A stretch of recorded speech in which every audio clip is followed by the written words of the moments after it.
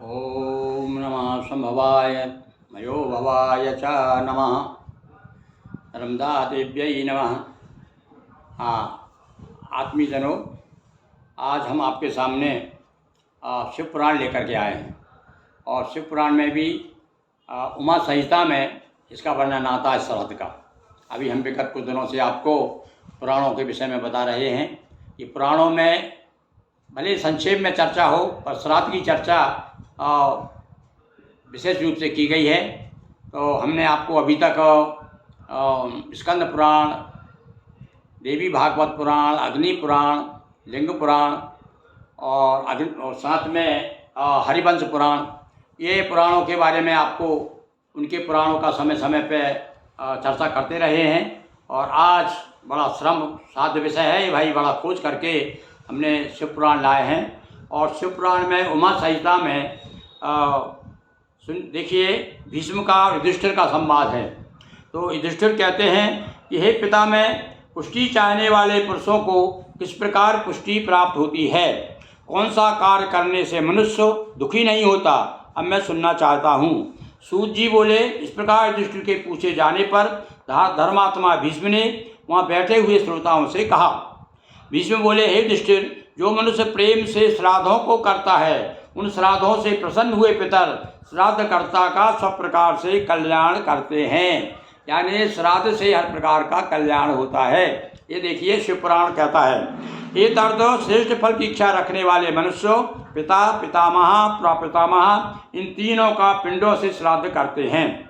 श्राद्ध से प्रसन्न हुए पितर धर्म तथा प्रजा की इच्छा करने वाले अपनी संतानों को धर्म तथा संतान प्रदान करते हैं और पुष्टि चाहने वालों को पुष्टि प्रदान करते हैं।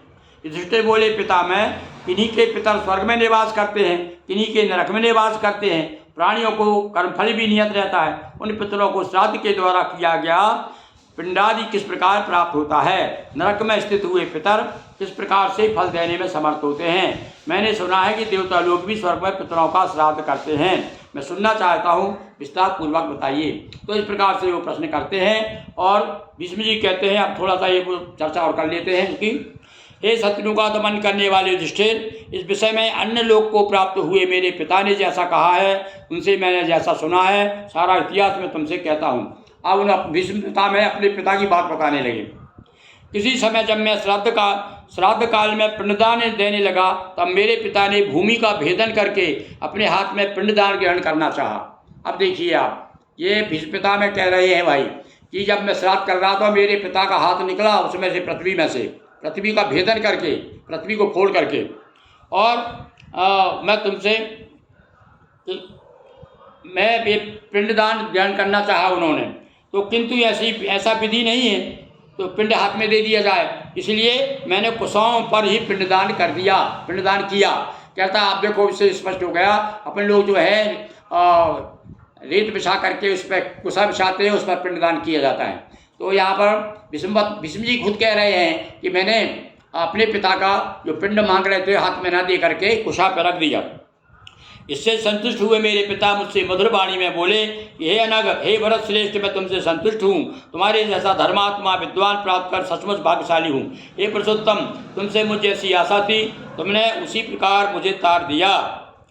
तो इसी प्रकार से हे भरत से तीनों लोकों में उत्तम वर देता हूँ, उसे ग्रहण करो। और बड़े प्रसन्न होकर के उन्होंने भीष्म पितामह को संतुष्ट किया वरदान दे करके। तो इस प्रकार से ये कथा, इसमें श्राद्ध का वर्णन संक्षेप में मैंने आपको किया।